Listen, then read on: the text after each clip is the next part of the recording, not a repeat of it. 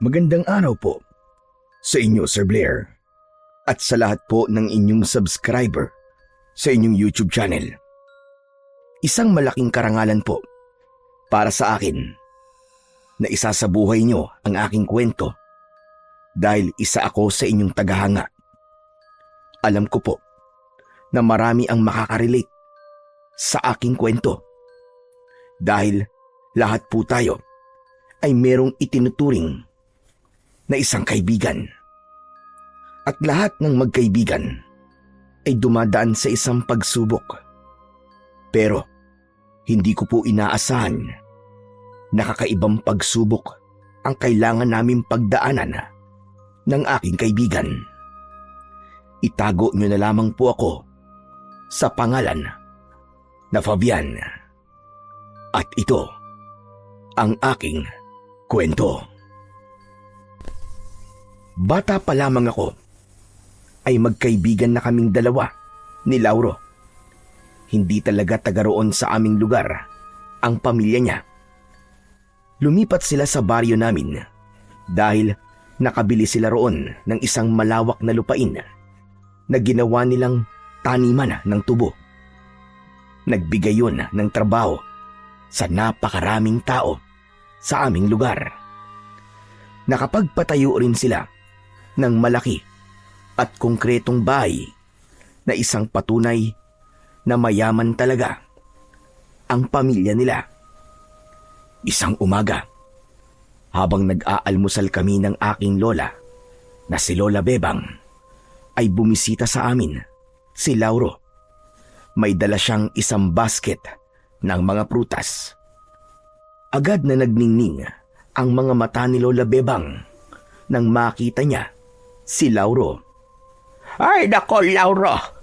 Bakit naman hindi ka nagpasabi na bibisita ka sa amin? Tingnan mo, at hindi pa ako nakaayos. At may dala ka pang mga prutas. Aba, para ba yan sa akin? Opo. Para po sa inyo itong mga prutas, Lola Bebang. Nabanggit po kasi sa akin ni Fabian na may sakit po kayo. Inuubo at nilalagnat daw po kayo. Ayun nga. Totoo yan. Pero medyo magaling naman na ako ngayon. Mukhang nag-alala ka sa akin, ha? Tama ba ako? Opo. Alam ko nga po na kapag tumatanda na, humihina na po ang katawan. Kaya naman po paniguradong mas humina po kayo nung magkaroon po kayo ng sakit. Nako, kalabaw lamang at tumatanda. At hindi ako kalabaw. Malakas pa ako. Kung gusto mo magpatabling-tabling pa ako dyan sa labas para makita mo kung gaano pa katibay ang aking mga buto. Si Lola talaga Talagang naisipan niyo pang tumambling kahapon nga nirereklamo niyo yung sakit ng rayuman niyo Saka hindi po ba? Sandali lang kayong nakatayo at nangangalay na kagad kayo at gusto niyo na kagad umupo. Tumahimik ka nga dyan, Fabian. Sinisiraan mo naman ako dito kay Lauro Lauro, huwag kang maniniwala sa sinasabi ng kaibigan mo, ha? Abay, malakas pa talaga ako. Sa totoo lang nga pakiramdam ko ay kayang-kaya ko pang ang mga anak. Kaya kung pakakasalan mo na ako ngayon, ay makakabuo pa tayo ng isang basketball team at may kasama pang muse. Uy, Lola, ano ba? Hindi ka ba kinikilabutan dyan sa sinasabi mo kay Lauro? Pambihira ka naman, Ay, nako. Oo nga pala. Pasensya na, Laura. Pinsan talaga Hindi ko ba maintindihan? Hindi ko na alam kung ano pa lumalabas sa bunganga ko. Ayos lang po, Lola. Basta magpagaling po kayo ng tuluyan, ha? Saka, kumain po kayo palagi ng prutas para maging malakas ang panlaban nyo sa mga sakit. Madali po talaga tayo magkasakit ngayon kasi pabago-bago po ang takbo ng panahon. Maraming salamat talaga. Napakabait mo talaga. Kaya napakaswerte ng babaeng mapapag-asawa mo. At sana ay ako ang swerteng babae na yon. Lola! Ano ba? Lola ka ng lola dyan Kasi, hindi na komportable si Lauro sa mga sinasabi niyo sa kanya. Ang tanda-tanda niyo na'y kumakarengking pa kayo. Gusto niyo bang bumangon si Lolo sa hukay at pagalitan kayo kasi lumalandi pa kayo? Ipapaalala ko lang po sa inyo na noong inililibing na si Lolo ay abot hanggang kabilang baryo ang atungal niyo. Tapos sabi niyo pa nga sa kanya, sasama na kayo, di ba? Siyempre, joke lang yon. Para mas maging madrama ang eksena. Bakit ba? Ano ba mali sa ginagawa ko? Sakay din na babako ng lolo mo sa hukay. Dahil sigurado ako, nabuto na lang siya ngayon. Huwag kang mag-alala, Fabian. Ayos lang ako. Sanay na ako kay Lola Bebang. Ang totoo nga niyan Naaaliw ako sa kanya Nakita mo na. Ayos lang kay Laura. Tapos ikaw itong ang dami-daming sinasabi. Sa totoo lang, hindi ko akalain na maging si Lola Bebang ay magkakaroon ng paghanga kay Lauro. Akala ko ay hindi na nakakaramdam ng ganun ang lola ko kasi matanda na siya. Pero hindi ko rin naman masisisi si Lola Bebang dahil gwapo naman talaga ang kaibigan ko. Matangkad siya. Maganda ang pangangatawan at mistiso. Marami talagang kababaihan. Sa aming baryo, ang hayagang nagpapakita ng interes sa kanya. At tama rin na maswerte ang mapapangasawa ni Lauro dahil bukod sa kanyang itsura at kabaitan, ay napakayaman pa talaga ng kanyang pamilya. Oo nga pala, Fabian. Natapos mo na ba yung report sa mga na-deliver na tubo at yung mga naibenta natin noong nakaraang buwan? Kailangan ko na kasi sana ngayon yun Darating kasi mamaya si mama at papa. Dapat ay maipakita ko yun sa kanila pagdating nila. Malapit ko na matapos, Lauro. Siguro mamayang hapon, maibibigay ko na sa iyo yun. Sinubukan kong tapusin kagabi pero wala, inantok ako Pasensya ka na. Walang problema. Tamang-tama kasi gabi pa naman sila darating Pero, kumusta pala ang kita noong nakaraang buwan? Maganda. Kasi mas tumaas ang kita ng tubuan kumpara sa mga nakalipas na buwan. Mabuti naman kung ganon. Maraming salamat, Fabian Kasi alam kong personal kang naghahanap ng masusuplayan natin ng tubo. Malaking tulong yon sa negosyo ng pamilya ko. Wala yun, Lauro. Napakaliit na bagay na mga ginagawa ko kumpara sa tulong mo sa akin at kay Lola Bebang. Yung pagbibigay mo sa akin ng mataas na posisyon sa negosyo nyo, kahit hindi ako nakapagkolehiyo, sobrang laking tulong na sa amin ni Lola. Karapat dapat ka naman talaga sa posisyon na yun At wala akong pagsisisi na ibinigay yun sa'yo dahil nagagawa mo ng maayos ang lahat ng trabaho mo. Napangiti ako sa sinabing yun ni Lauro. Kaya kong ipagmalaki na nakuha ko ang posisyon ko sa negosyo ni na Lauro, hindi dahil sa matalik kaming magkaibigan. Noon kasi ay namatay ang namamahala sa tubuhan ni na Lauro. Biglaan yun, kaya nataranta siya kung sino ang ipapalit niya sa pwestong yun. Hanggang sa inalok na nga sa akin ni Lauro ang naturang pwesto. Sa una ay nagkaroon ako ng alinlangan, pero tinanggap ko pa rin. Mabilis kong natutunan ang mga pasikot-sikot sa pamamahala ng negosyo ni na Lauro dahil na rin sa gabay at tulong niya. Isa rin yun sa patunay na may mabuting puso si Lauro. Hindi siya tumitingin sa antas ng pamumuhay ng isang tao kung paano niya ito tatratuhin. Mas tumitingin siya sa ugali at kakayahan ng isang tao kesa sa laman ng bulsa nito. Pantay-pantay ang tingin niya sa aming lahat. Kahit pa mas nakakaangat siya sa amin pagdating sa estado ng pamumuhay. Oo nga pala. Kumusta yung pakikipaglaban mo sa mga aswang noong nakaraang linggo? Ngayon ko lang naitanong yan sa'yo kasi halos 1 linggo ako nasa Maynila Ayun, kahit papano ay may mga aswang naman ako napatay. Pero Marami-rami pa rin sila. Hindi ko na nga alam kung mauubos ko pa sila sa dami nila eh. Mahirap yung ginagawa mo, Fabian. Hindi birong makipaglaban sa mga aswang. Lalo na't mag-isa ka lang. Alam mo, Fabian, hindi kaya oras na para iain mo ang ilang kalalakihan dito sa atin na tulungan ka sa pakikipaglaban mo sa mga aswang? Ay, nako, Laura.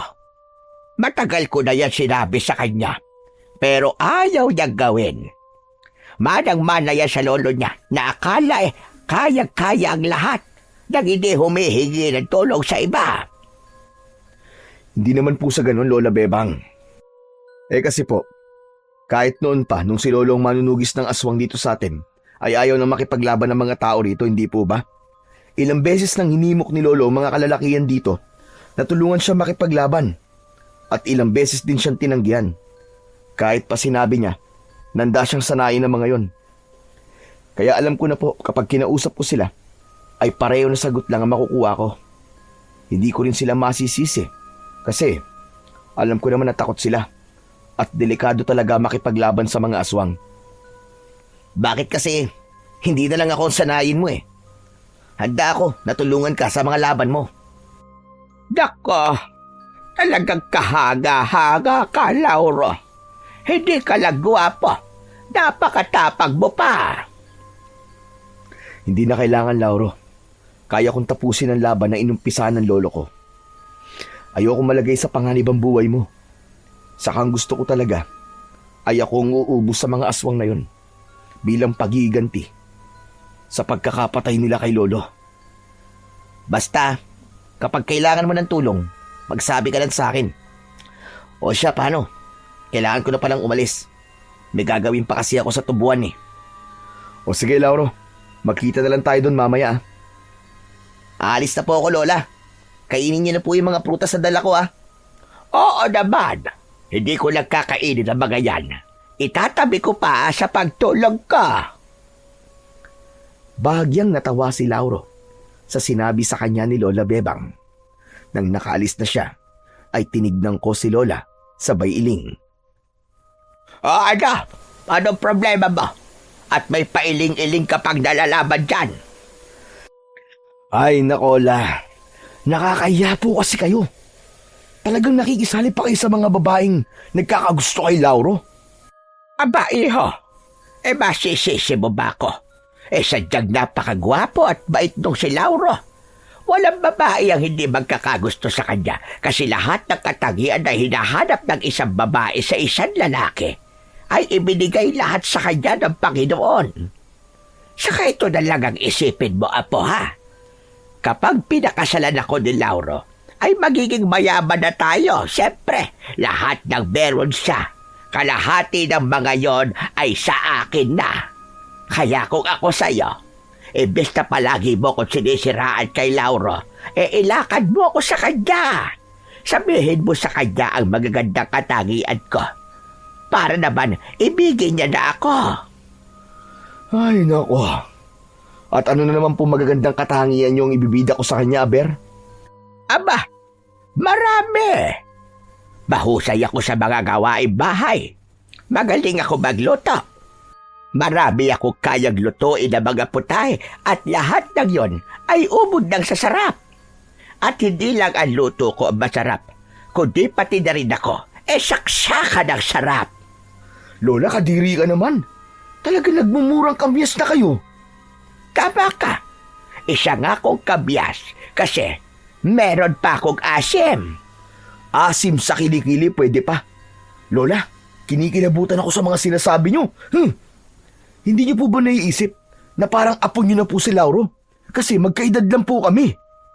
Hoy, wala sa edad ng pag-ibig, Han eh. At bakit mo naman pipigilan ng isang matandang kagaya ko na magmahal? Aba, Apo, bilang na ang taon na ilalagi ko rito sa mundo, kaya hayaan mo na akong maging masaya. Yung kasiyahan po kasi na gusto nyo ay imposible kong maibigay sa inyo. Basta, pabayaan mo na lang ako na magkagusto kay Laura. Kung hindi man niya ako mahalin pabalik, ay walang problema sa akin. Basta siyang pinagkukunan ko ng kilig, Tapos ang usapan.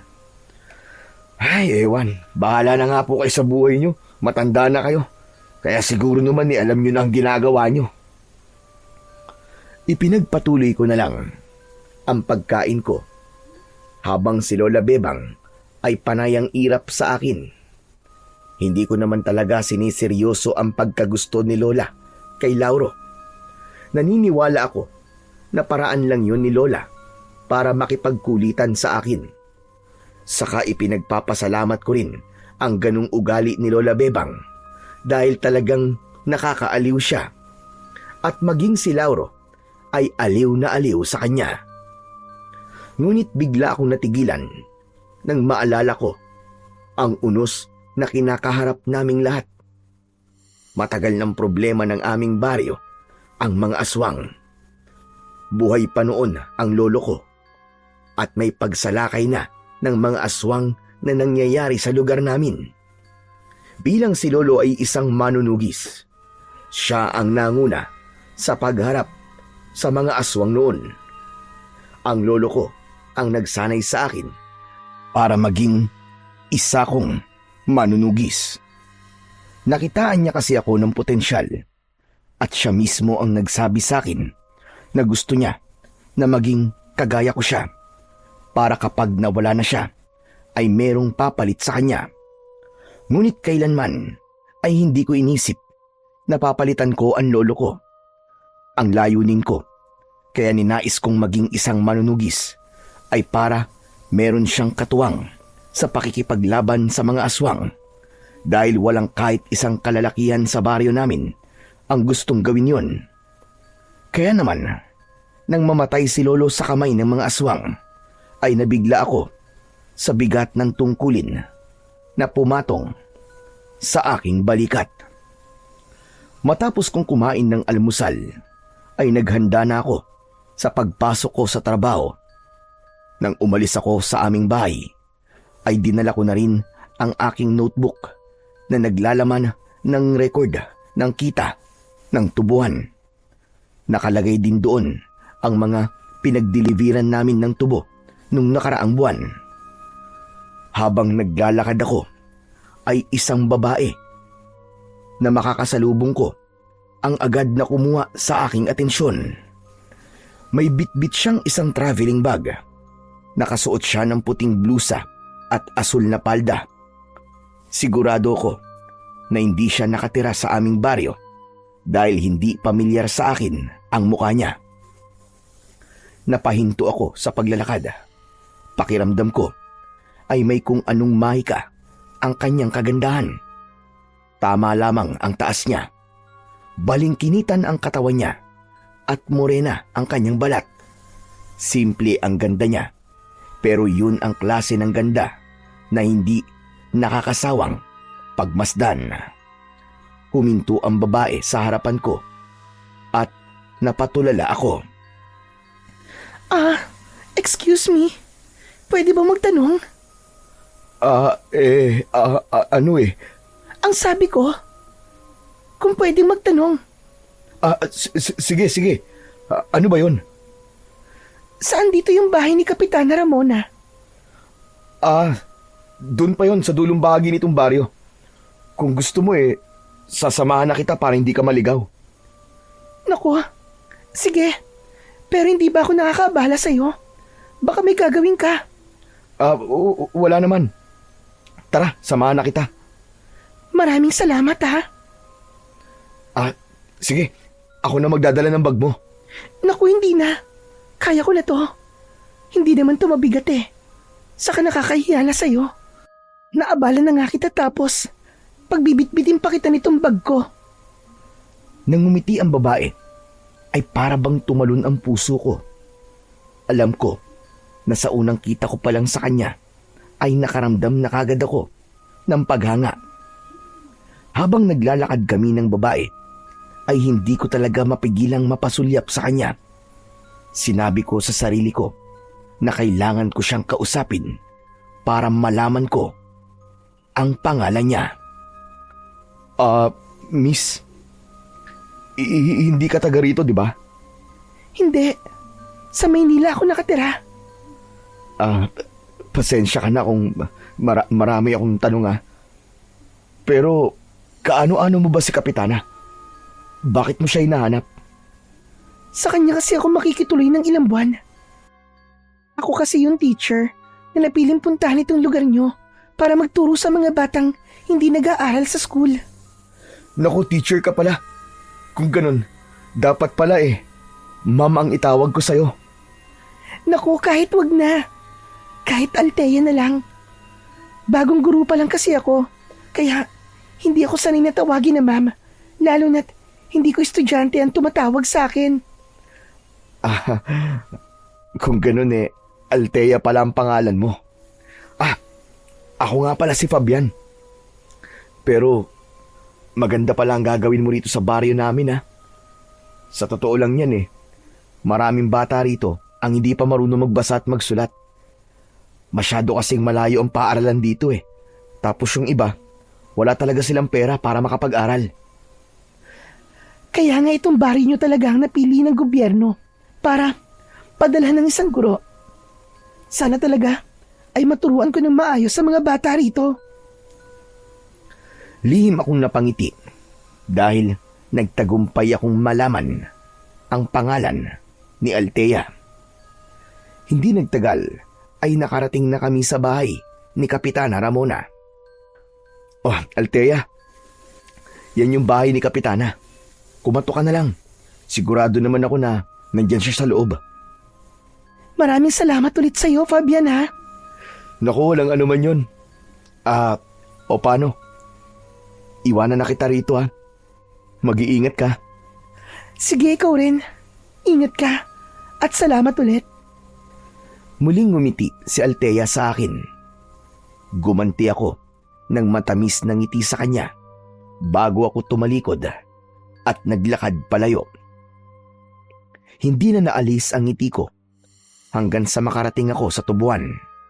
Hindi ko na kasi matandaan kung kailan ang huling beses na kinilig ako sa isang babae. Masasabi ko na may pambihirang ganda talaga si Althea para mabiyag niya agad ako ng ganun kabilis. Maraming magagandang babae sa aming baryo pero kahit isa sa kanila ay hindi ako nakaramdam ng ganun. Hindi naman sa mapili ako pero siguro ay sadyang wala sa mga babae sa baryo namin ang nais kong makasama habang buhay. Nakasalubong ko si Lauro at agad na kumunot ang noo niya nang makita ko. Oh, kakaiba yata ang ngiti mo ngayon, Fabian May maganda man nangyari. Baka naman pwede mong sabihin sa akin. Diyos ko, talagang napakaganda. Sobrang ganda. Nang alin ba? Hindi alin, kundi sino. Lauro, may nakilala kasi akong isang magandang babae habang papunta ako rito. Grabe, iba ang dating niya. Pakiramdam ko ay nagugustuhan ko na kagad siya. Kaya naman pala ang ganda ng ngiti mo Abot tenga Para kang jumakpat sa loto. Sino naman yung babae na yan? Baka pwede mo naman akong ipakilala dyan. Oo ba? Hayaan mo. Kapag nagkita ulit kami, ipapakilala ko siya sa'yo. Ay, oo nga pala. Tatapusin ko na ngayon yung report para maibigay ko na sa'yo bago dumating sila sir at ma'am. O sige, pero wag ka magmadali. Gabi pa kasi ang dating nila Mas okay na madaliin ko na to para marami pa akong magawa. Ikaw talaga. Napakasipag mo. Kaya gustong gusto ko ng mga magulang ko Ang sabi nila ay wag kong hahayaan na mawawala ka sa aming negosyo kasi malaki na itutulong mo sa amin. Malaki rin naman kasing naitutulong nyo hindi lang sa akin, kundi maging sa napakaraming tao sa baryo natin. Simula kasi na magkaroon ng tubuan dito, ay marami na nagkaroon ng trabaho. Isa talaga yan sa gusto naming mangyari sa lugar na ito. Sandali. Bakit parang bis na bis ka pala? Saan ba ang punta mo? Pupunta ako sa bayan. Mamimili ako ng pangluto namin mamayang hapunan. Kailangan masarap ang hapunan mamaya. Gawa ni na mama at papa. Minsan lang kasi sila narito Kaya gusto ko na masarap palagi ang kinakain nila. O sige, mag-iingat ka. Magsisimula na ako magtrabaho. Matapos ang pag-uusap namin na yon ni Lauro, ay dumiretso na ako sa maliit na opisina na malapit sa tubuan. Doon ko na tinapos ang report na kailangan kong ibigay mamaya kay Lauro. Habang ginagawa ko yun, ay ilang beses akong natigilan para isipin ang magandang muka ni Althea. Masaya ako kasi alam ko na magiging madalas ang pagkikita namin dahil sigurado ko na magtatagal siya sa aming baryo. Nagawa ko namang tapusin ng mabilis ang report. Pero bago ko yun ibigay kay Lauro, ay makailang beses ko yung chinek para masiguro ko na wala yung mali. Kahit pwede na akong magpahinga dahil tapos na ang aking trabaho, ay hindi pa rin ako nagpahinga. Tumulong ako sa ilang manggagawa sa tubuan sa paggapas at paglalagay ng mga tubo sa sako.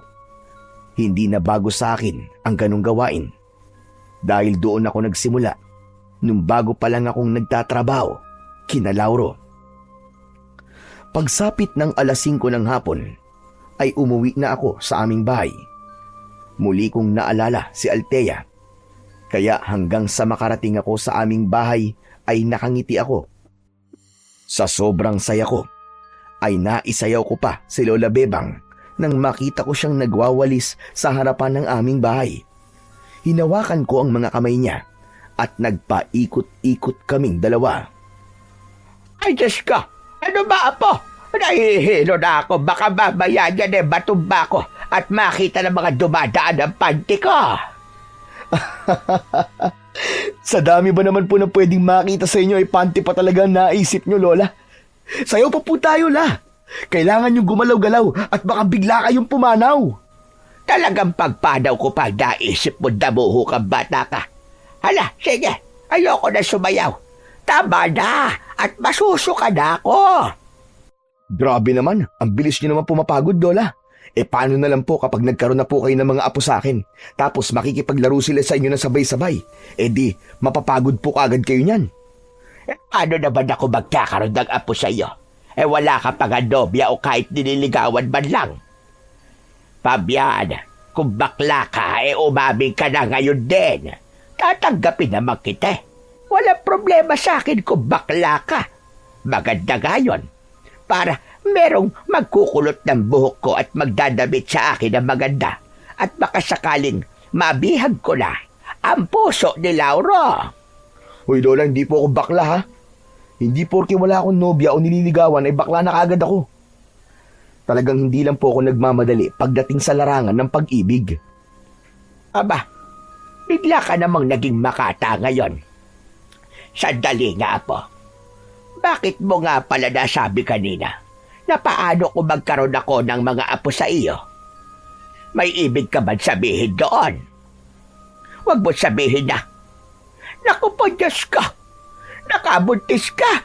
Diyos ko naman, Fabian, hindi ba sabi ko sa iyo huwag kang mambubuntis nang hindi ka pa kasal? Kasalanan sa Panginoong Diyos yan. Lola, huminahon ka lang. Baka mamaya may makarinig sa'yo, tapos isipin na nakabuntis talaga ako. Hindi po ako nakabuntis. May nakilala lang po akong babae na nagustuhan ko. Napakaganda po niya at mukha po siyang mabait. Aba, sino naman ang malas ay maswerteng babae na yan? Bago lang po siya rito sa baryo natin, Isa po siyang teacher na galing sa Maynila. Magtuturo po siya sa mga bata rito sa atin. Doon po siya nakatira ngayon kina Kapitana. At Althea po ang pangalan niya. Aba, pangalan pa lang mukhang napakaganda na niya. Dapat ay dalhin mo siya rito sa bahay para makilala ko at planuhin na natin ang pamamanhikan sa pamilya niya. Grabe naman kayo sa bilis, Hindi ko pa nga po nililigawan pamamanhikan kagad. Masyado naman po kayo mabilis nun. Aba, sa panahon ngayon, Apo, dapat ay mabilis ka talaga. Ikaw na rin na nagsabi na maganda ang Althea na yon. Kaya hindi na nakakapagtaka kung maraming kalalakihan ang magtatangkang ligawan siya. Sigurado ko na marami kang magiging kaagaw sa kanya, Apo. Kaya kung ako sa iyo, Abay, bilis-bilisan mo, kilos. Pagdating sa pag-ibig, ay hindi pwedeng babagal-bagal ka. Bakit parang nananakot po kayo, La?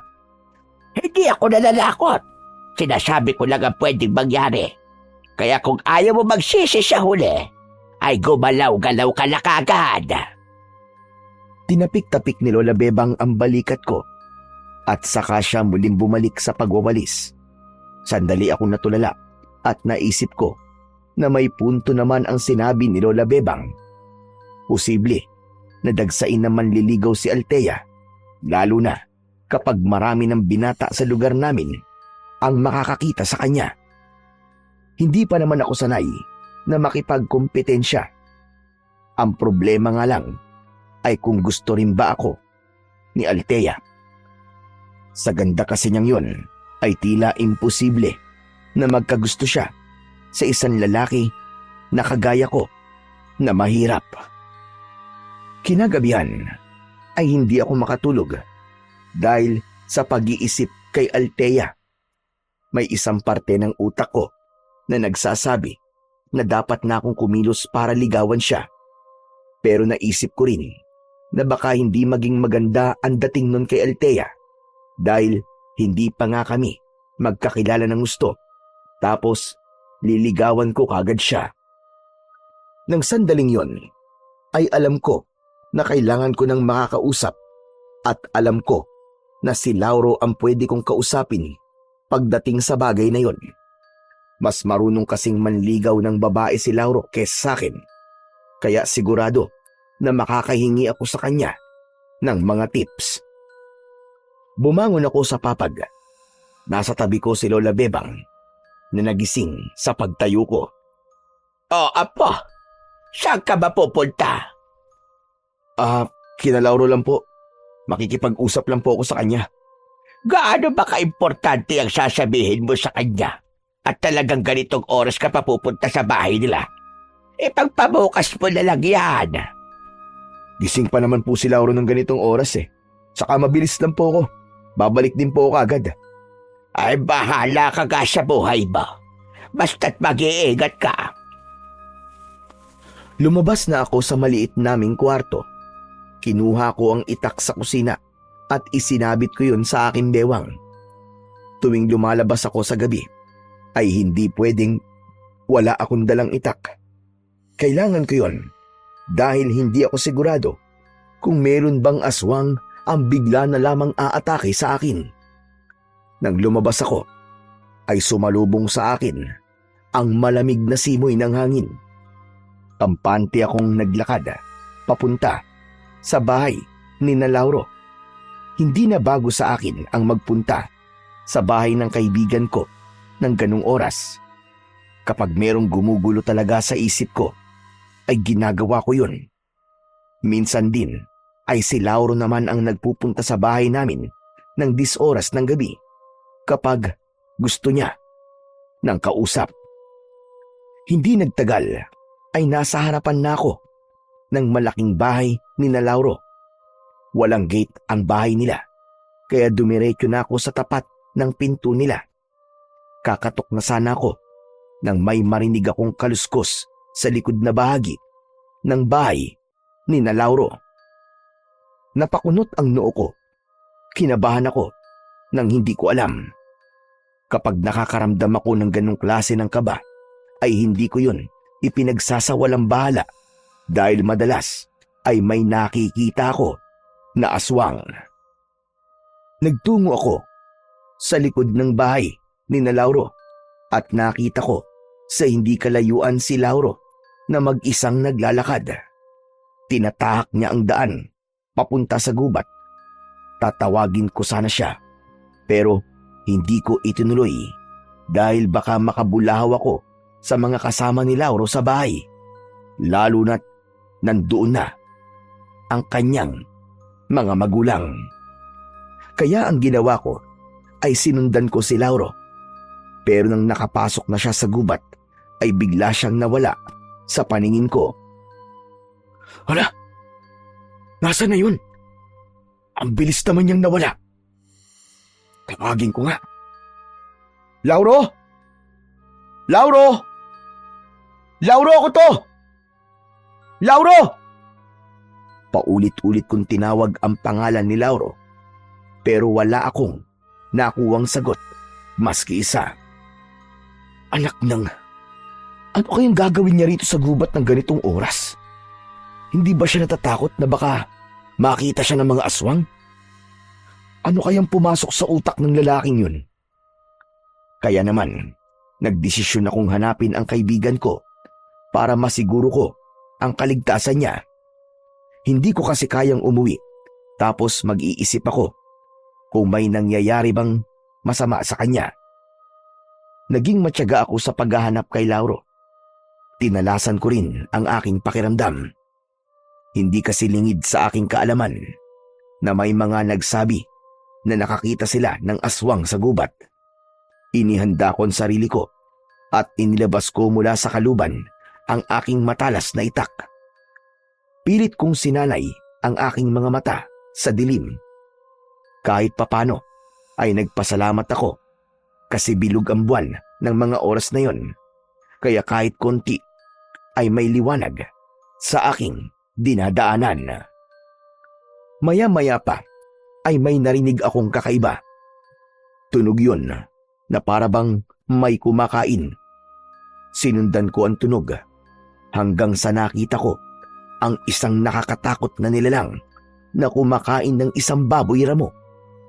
Kulay itim ang kanyang balat at malaki ang kanyang katawan. Kulay puti ang mahaba niyang buhok. Matutulis ang ngipin at mga kuko niya. Alam kong isang gabunan ang nilalang na yon na isang uri ng mabangis at malakas na aswang. Nagulat ako nang makakita ko ng gabunan sa gubat dahil hindi ko akalain na meron doong gabunan. Anak ng putya, mabuti na lang pala't dala ko ang itak ko. Hindi na kita dapat hayaang mabuhay. Kailangan na kitang patayin bago ka pa makapambiktima sa aming baryo. Maraan akong naglakad papalapit sa gabunan. Ginawa ko ang lahat para hindi ako makalika ng kahit na anong ingay. Hindi ko inalis ang tingin ko sa kanya, ngunit sadyang malakas ang pakiramdam ng gabunan. Dahil nang ilang dipa na lang ang layo ko sa kanya, ay biglang umangat ang mukha niya. Diretsong tumingin sa akin ang nanlilisik niyang mga mata. Wala na akong nagawa, kundi ang sumugod sa gabunan. Mabilis akong tumakbo palapit sa kanya. Inakala ko na susugod din ang gabunan, pero katakataka na tumakbo siya palayo. Hinabol ko ang gabunan. Alam ko ang pasikot-sikot sa gubat, kaya naman kumaliwa ako at tinahak ko ang ibang daan. Makalipas lamang ang ilang segundo, ay muli akong kumaliwa at nagulat ang gabunan nang sumulpot ako sa kanyang harapan. Akala mo ba ay makakatakas ka sa akin? Hindi ako makikipaglaban sa'yo. Hayaan mo na lang ako makalis. Hanep pa. Sa lahat yata ng aswang, ikaw lang ang nagsabi sa akin yan. Hindi kita hahayaang makaalis, hayop ka. Dahil sigurado ko na manggugulo ka sa aming baryo kapag hinayaan pa kitang mabuhay. Malakas akong sumigaw, sabay sugod. Mabilis namang naiwasan ng gabunan ang pag-atake ko gamit ang aking matalas na itak. Agad akong humarap sa kanya, pero malakas niya akong itinulak. Sa lakas ng pagtulak niya sa akin, ay halos lumipad na ako. Nagpagulong-gulong ako ng pasadsad sa lupa. Nang tumayo ako, ay wala na sa harapan ko ang gabunan. Luminga ako, pero wala na akong makitang bakas kung saan siya nagpunta. Hoy! Bumalik ka rito, duwag! Harapin mo ako! Buisit! Nakatakas pa ang hayop! Nanlamig ako nang maalala ko bigla ang kaibigan kong si Lauro. Kinabahan ako kasi naroon din siya sa gubat. Hindi malabong makita siya ng gabunan at kapag nangyari yon, ay paniguradong hindi maganda ang mangyayari kay Lauro, lalo na't wala naman siyang kaalaman pagdating sa pakikipaglaban. mas lalo akong nagpursige sa paghahanap kay Lauro. Halos mapatid na ang ugat sa leeg ko sa pagsigaw sa pangalan niya.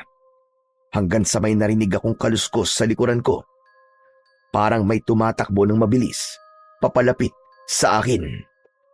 Agad akong humarap. Tatagain ko sana ang nasa likuran ko dahil inisip ko na gabunan yun. Pero nabitin ang pagtaga ko nang malaman kong si Lauro yun. Maging si Lauro ay nagulat din dahil halos dumikit na ang talim ng itak sa leeg niya. Mabilis ko namang ibinaba ang itak at nakahinga ko ng maluwag nang makita kong ligtas ang kaibigan ko. Oh, bakit mo naman ako tatagain? Akala ko'y mapupugutan na ako ng ulo eh. Ikaw pala. Pasensya na. Akala ko kasi ikaw yung gabunan eh. Ano? Gabunan? Anong gabunan na sinasabi mo? Isa yung uri ng aswang. May nakita akong gabunan dito kanina. Lalabanan ko nga sana eh, pero nakatakas eh. Hindi ko alam kung bakit niya yung ginawa. Gayong alam ko sa mga ganong uri ng aswang ay mababangis lahat at hindi umaatras pagdating sa pakikipaglaban. Ngayon ko lang nalaman na may ganyang klase pala ng aswang. Pero, ano palang ginagawa mo rito? Bakit napadpad ka rito ng ganitong oras? Yun na nga. Pupuntahan sana kita sa bahay niyo kasi gusto ko ng kausap. Pero nakita kita na pumasok dito sa gubat kaya sinundan kita. Eh ikaw, anong ginagawa mo rito ng ganitong oras? Hindi ka ba natatakot na baka mamaya may aswang na umatake sa'yo? Hindi kasi ako makatulog eh. Kaya naisipan kong mangaso. Teka nga, at kailan ka pa natutong mangaso? Matagal na. Hindi ko lang sinasabi sa'yo. Kung nangangaso ka, nasaan ang gamit mo? Wala naman ako nakikitang may pana o baril kang dala. Ah, iyon ba? Naiwan ko kung saan eh. Pero bukas ng umaga ko na lang babalikan. Ang mabuti pa, umalis na tayo rito. At baka mamaya, bumalik yung gabunan na sinasabi mo eh. Tara na! Sige, mabuti pa nga. Kung ako lang kasi ang nandito ay talagang tutugisin ko ang gabunan na yon. Hindi ako lalabas ng gubat nang hindi siya napapatay. Pero dahil kasama kita, kailangan na nating umalis. At baka kung ano pang mangyari sa'yo dito eh. Magkasama kaming lumabas ni Lauro ng gubat. Hindi nagtagal ay nakarating na kami sa likod ng bahay nila. At huminto kami roon. Ah, oo nga pala. Ano ba yung sasabihin mo sa akin? Sa tingin ko kasi importante yan. Kasi kapag gusto mo akong kausapin ng ganitong oras, ay dalawa lang naman ang dahilan. May mabigat kang problema o hindi kaya, hihingi ka ng payo sa akin. Bukas ko na lang sasabihin sa'yo. Nawala na ako ng gana magkwento dahil sa gabunan na yun. Yun na kasi ang iniisip ko ngayon eh. Bukod pala sa mga pangkaraniwang aswang, ay may gabunan din pala akong kailangan tugisin. Sigurado ka ba? Baka mamaya niyan hindi ka makatulog nang hindi mo nasasabi sa akin ang gusto mong sabihin. Bukas na lang talaga. Saka okay na ako kasi alam kong ligtas ka na. Napakaswerte ko talaga na meron akong kaibigan na kagaya mo, Fabian. Pakiramdam ko tuloy meron akong personal na tagapagtanggol. Siyempre naman, hindi ko pwedeng hayaan na may masamang mangyari sa'yo, no? Kasi para na tayo magkapatid. Kahit pa nga buhay ko, kaya kong isugal para sa'yo, tol. Ganun kakalakas sa akin Para namang maiiyak ako sa sinabi mong yan Sige na, tama na to. At baka magkaiyakan pa tayong dalawa dito. Sige na tol, bumalik ka na sa loob ng bahay nyo at bukas na lang tayo mag-usap. Huwag ka nang babalik sa gubat ha, delikado ron. Oo tol, hindi na. Nakakaramdam na rin ako ng antok Matutulog na lang ako. Hinintay ko munang pumasok si Lauro sa bahay nila bago ako naglakad pauwi sa amin. Masasabi ko na maswerte rin talaga ako na naging kaibigan ko si Lauro. Hindi dahil sa mga bagay na naitutulong niya sa akin, kundi dahil sa natagpuan ko sa kanya ang isang kapatid na wala ako. Sa tagal na naming magkaibigan ay masasabi ko na walang kahit na anong bagay o tao ang makakasira ng aming pagkakaibigan. Kinaumagahan, habang nag-aalmusal kami ni Lola Bebang, ay ikinuwento ko sa kanya ang nangyari nung nakaraang gabi.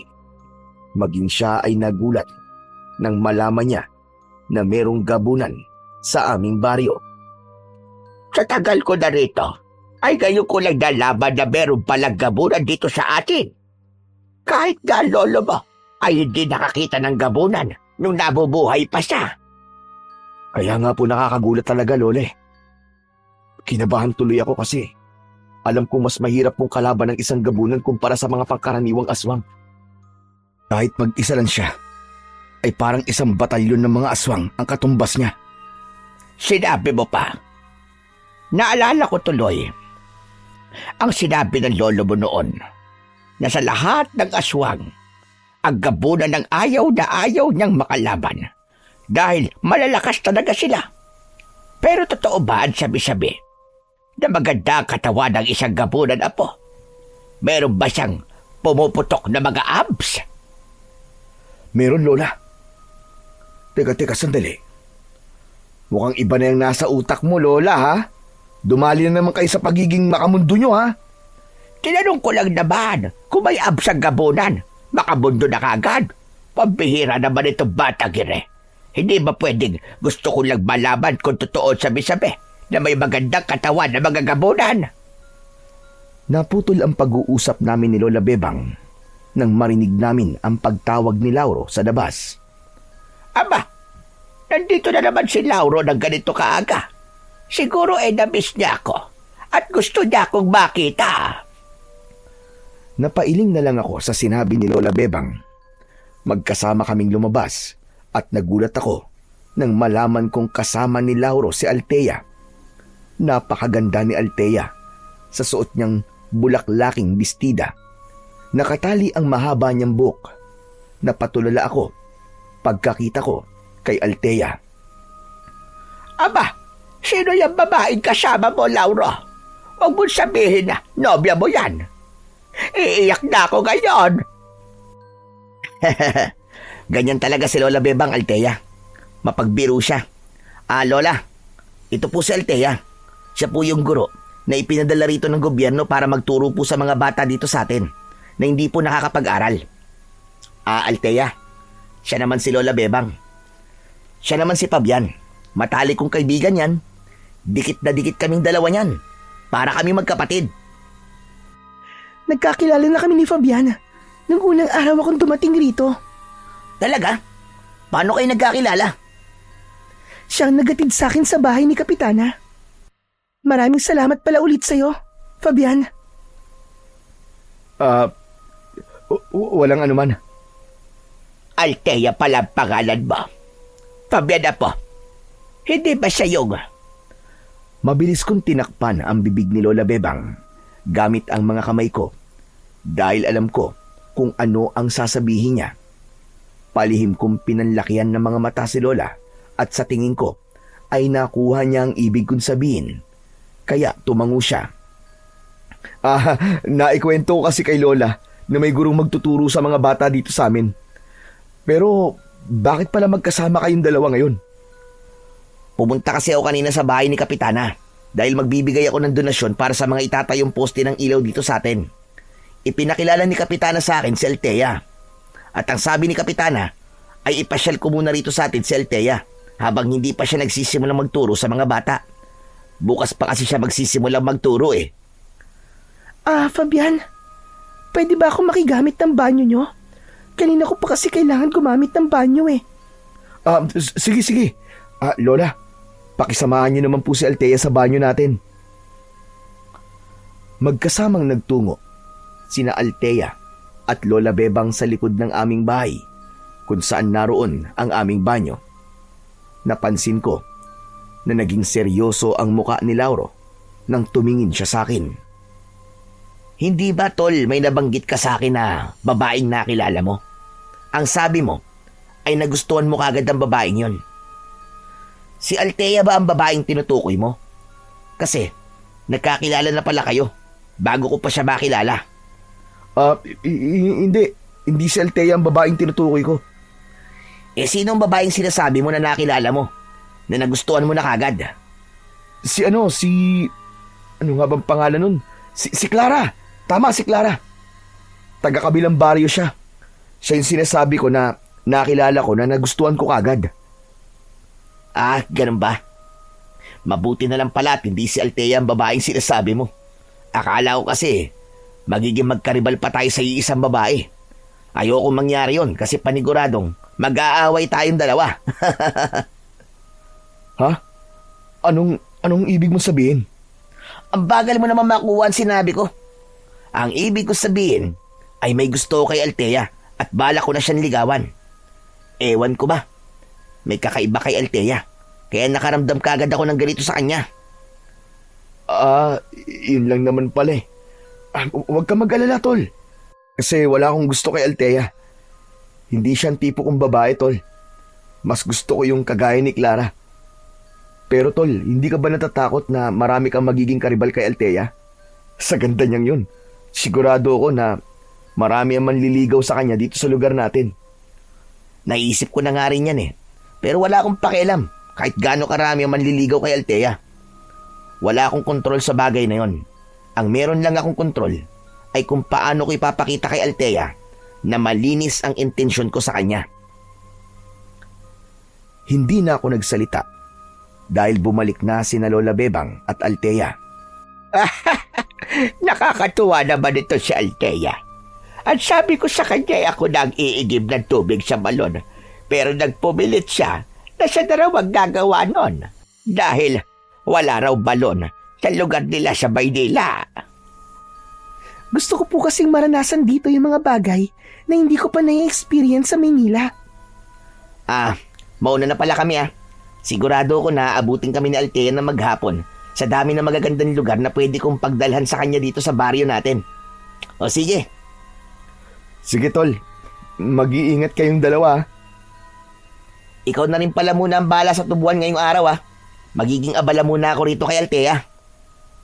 Sige tol, akong bahala. Pagkasabi ko nun, ay ngumiti na lang ako kay Lauro. Malungkot kong pinagmasdan sina Lauro at Althea habang naglalakad sila palayo. Pakiramdam ko ay sinuntok ako ng malakas sa dibdib ng sandaling yon. Hindi ko kasi inakala na darating ang panahon na magkakagusto kami ni Lauro sa iisang babae. Ano pakiramdam? Masakit pa? Ano po ba sinasabi niyo dyan? Ay sus! Huwag ka na nga magmaang-maangan pa. Alam ko na si Althea yung babaeng ikinuwento mo sa akin na nakilala mo, na nagustuhan mo kagad. Hay nako, ang tadhana nga naman. Bakit kay lupit mo? Bakit mo kang mag-aagawan pa ang dalawang magkaibigan sa iisang babae? Kailan pa po kayo naging makata, Lola? Abay ngayon lang. Pero ano nang gagawin mo ngayon, iho? Makikipagkompetensya ka ba kay Lauro sa puso ni Althea? Hindi po. Wala po akong balak na gawin yan, Lola. Ayoko pong masira ang pagkakaibigan namin ni Lauro na dahil lang sa isang babae. Magpaparaya na lang po ako. Saka sigurado ko na sa aming dalawa ni Lauro ay mas may pag-asa si Lauro kumpara sa akin. At bakit mo naman nasabi yan? Lola naman, kailangan ko pa po ba't sagutin ang tanong nyo? Malamang. Kaya ko ga'y tinatanong para sagutin mo. Kasi mayaman po si Lauro. Ako mahirap. Aminado rin po ako na mas gwapo siya sa akin at malakas ang dating niya sa mga babae. Isa pa, wala naman po ako may pagmamalaki. Yung pagiging manunugis mo at pakikipaglaban sa mga aswang. Yung pagprotekta mo sa aming lahat laban sa mga aswang. Sa tingin mo ba ay hindi pa yun sapat na dahilan para masabi mong may maipagmamalaki ka? Ewan ko, Lola. Kung ibang lalaki siguro ang karibal ko kay Althea, ay magiging malakas ang loob ko kahit papano. Pero kung si Lauro na Aba, ibang usapan po yun. Isa pa, mas importante po sa akin ang pagkakaibigan naming dalawa. Sigurado kasi ako na kapag nakipagkumpetensya ako sa kanya, ay masisira ang samahan namin dalawa. Hindi na ako makikialam sa iyo pagdating sa bagay na iyan. Pero wag mo rin sana kakalimutan na importante rin ang sarili mong kaligayahan, apo. Minsan, may mga bagay tayong kailangang gawin para maging masaya tayo. Para hindi darating ang panahon na magsisisi ka kung bakit hindi mo ginawa ang bagay na iyon. O siya, tara na sa loob. Tapusin na natin ang pag-aalmusal para makapasok ka na sa iyong trabaho. Nang pumasok si Lola Bebang sa bahay, habang ako'y naiwan na mag-isa sa labas, ramdam ko ang bigat sa aking dibdib. Ngunit alam ko na wala na akong magagawa kundi ang tanggapin na hindi ko na maaaring ituloy ang panliligaw ko kay Althea. Kailangan kong magparaya dahil mas importante para sa akin ang pagkakaibigan namin ni Lauro. Simula noon ay para akong pinapahirapan araw-araw kapag nakikita ko sina Lauro at Althea na magkasama. Madalas, pagkatapos ni Althea na magturo sa mga bata, ay ipinapasyal siya ni Lauro. May mga pagkakataon na nakikita ko silang masayang nag-uusap sa may tubuhan. Pinilit kong alisin ang pagtingin ko kay Althea, pero labis talaga akong nahihirapan na gawin yon. Totoo nga ang sinasabi ng marami na mahirap kalaban ang puso. Isang umaga, papunta na ako sa tubuan nang mapadaan ako sa lugar kung saan nagtuturo si Althea sa mga bata. Meron dumbubong na gawa sa pawid. Nakita ko rin na naroon si Lauro na nakangiting pinapanood si Althea. Pero wala kay Lauro ang atensyon ko, kundi na kay Althea. Tila napakabagal ng galaw niya sa paningin ko. Kapag ngumingiti siya, ay napapangiti rin ako. Hanggang sa nakita ko si Lauro na papalapit sa akin, agad kong inalis ang ngiti sa akin labi. O Fabian, anong ginagawa mo riyan? Gusto bang panoorin ang pagtuturo ni Althea sa mga bata? Tara, doon ka sa loob. Naku, hindi na kailangan, tol. Napadaan lang ako kasi papunta na ako sa tubuan eh. Napahinto lang ako kasi ngayon ko lang nakita na tinuturuan ni Althea ang mga bata. Natutuwa lang akong panoorin yung mga bata kasi mukhang nakikinig talaga sila kay Althea at tuwang-tuwa sila sa mga itinuturo nito. Mahusay kasing teacher si Althea at may paraan siya para makuha ang atensyon ng mga bata. Nakaka-proud nga siya kasi kahit ilang araw pa lamang niyang tinuturuan ng mga bata ay marami na ang nakakapagbasa kahit papano. Aba, mabuti na lang pala. At siya ang ipinadala dito sa atin, di ba? Sinabi mo pa. Oo nga pala. Alam mo bang nililigawan ko na si Althea? Nagpaalam ako sa kanya kahapon at pumayag naman siya. Ang sabi niya sa akin, huwag kagad akong umasa na sasagutin niya ako. At yung panliligaw na gagawin ko sa kanya ay isang paraan yon para mas makilala niya raw ako ng lubusan. Aba, magandang senyalis na rin yan kasi pumayag siya niligawan mo siya eh. Biglang napatingin si Althea sa amin, pakiramdam ko ay nahulog sa lupa ang puso ko nang kumaway siya sa akin na sinundan niya ng matamis na ngiti. Tinawag ako ni Althea kaya wala na akong nagawa kundi ang lumapit sa kanya kasama si Lauro. Alam nyo, total lang dito na kayong dalawa ay magandang tulungan niyo ako sa pagtuturo sa mga bata. Pero kailangan ko pa kasing pumunta sa tubuan, Althea. May trabaho pa akong gagawin doon. Eh di magpaalam ka sa boss mo. Nandiyan naman si Lauro eh. Naku, ako na nga magtatanong. Lauro, okay lang ba na isama natin si Fabian na magturo sa mga bata ngayon? Aba oo naman. Isang oras lang naman to, Fabian. Halos kalahating oras na nagtuturo si Althea rito. Kaya saglit na lang ang ilalagi mo rito. Ah, sige na nga. Mukhang wala rin naman akong magagawa, kundi pumayag. Labis na natuwa si Althea sa pagpayag ko. Binigyan niya kami ni Lauro ng mga flashcard na may mga nakasulat na salita. Isa-isa naming pinabasa ang mga yon sa mga bata. Doon ko nalaman na masaya palang magturo sa mga bata dahil sa tuwing tama ang pagbasa ng mga bata ay napapapalakpak ako. May mga pagkakataon na nahuhuli ko si Althea na nakatingin sa akin. Pero kapag nagkakasalubong ang mga mata namin, ay agad niyang binabawi ang tingin niya. Gusto kong isipin na may gusto rin sa akin si Althea dahil sa bagay na yon. Pero agad kong inalis yun sa isip ko dahil baka wala naman talaga yung ibig sabihin. Baka kasi umasa lang ako at masaktan ako dahil sa maling akala. Dahil sobrang nag-enjoy ako sa ginagawa namin, ay hindi ko na namalayan ang paglipas ng oras. Hanggang sa sinabi na ni Althea na tapos na ang klase at pinauwi niya na ang mga bata. Sabay-sabay na lumapit ang mga bata kay Althea. May ilan na yumakap pa sa kanya at meron ding nagpasalamat.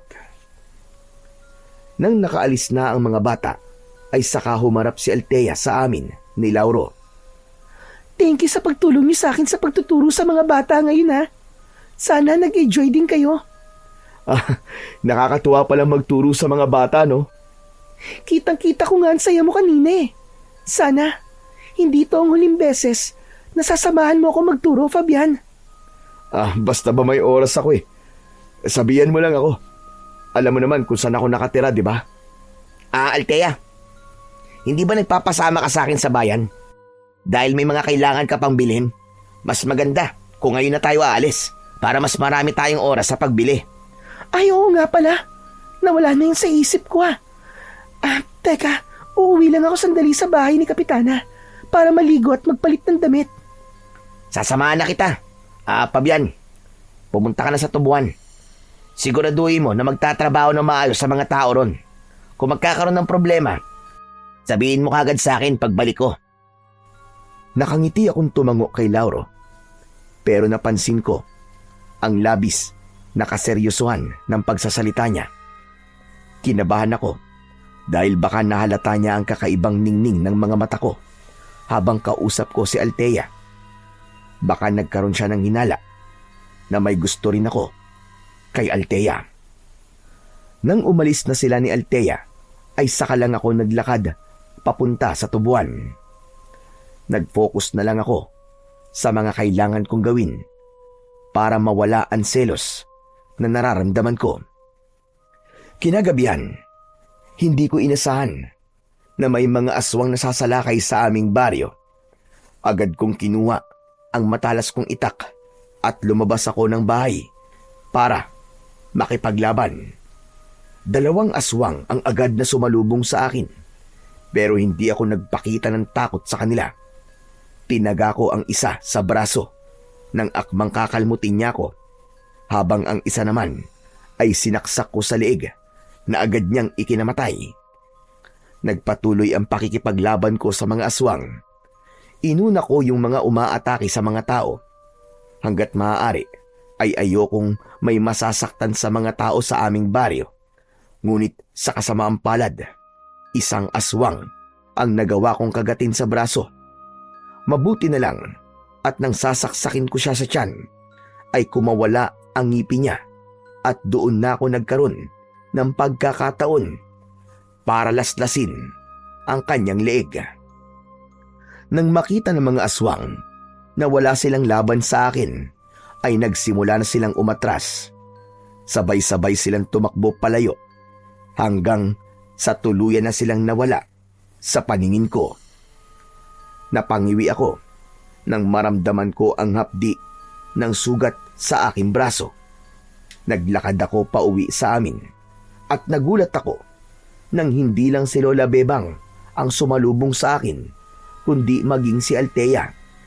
May dala siyang isang bag na hindi ko alam kung ano ang laman. May pag-aalalang inalalayan ako ni Althea at sumama siya sa pagpasok sa bahay namin. Pinaupo niya ako at isa-isa niyang inilabas ang laman ng kanyang bag.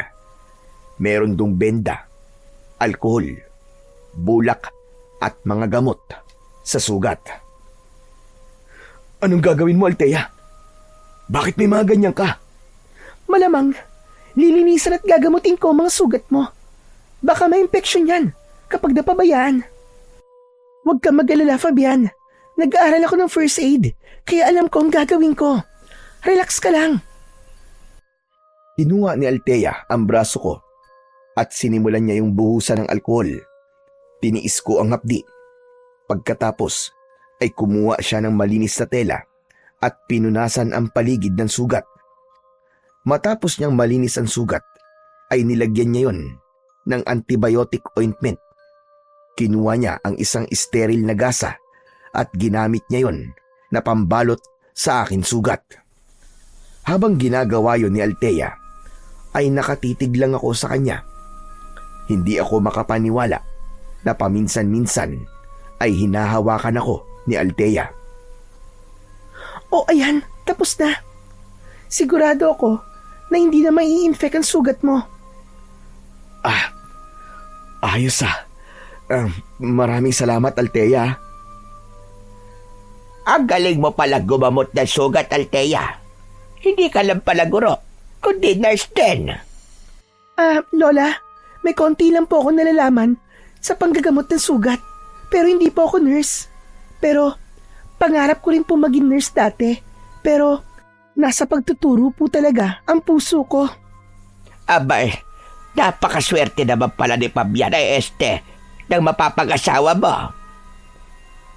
Naputol ang aming pag-uusap nang humahangos na dumating si Lauro. Nag-aalala niyang nilapitan si Althea.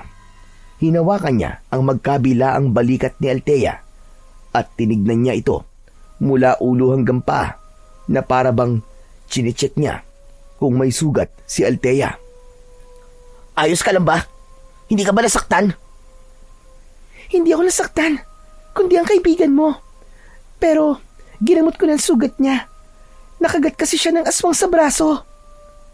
Ano? Ikaw ang gumamot sa sugat ni Fabian? Oo. Nag-aaral kasi ako ng first aid at kailangan na malinisan kagad ang sugat niya kasi kagat yun eh. At teka, bakit parang hindi ka nag-aalala kay Fabian? Siya ang nasugatan, hindi ako.